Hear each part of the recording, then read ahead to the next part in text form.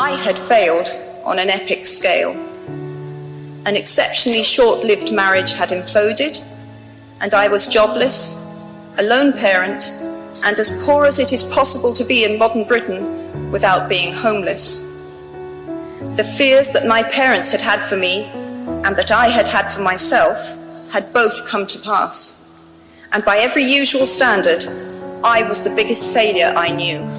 I had no idea then how far the tunnel extended, and for a long time, any light at the end of it was a hope rather than a reality. So why do I talk about the benefits of failure? Simply because failure meant a stripping away of the inessential.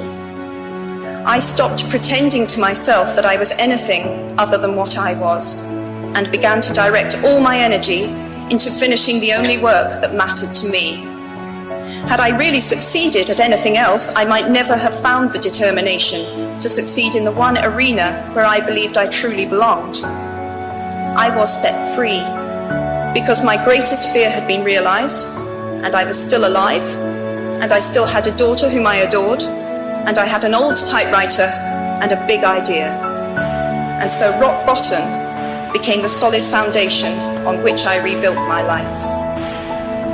You might never fail on the scale I did, but some failure in life is inevitable.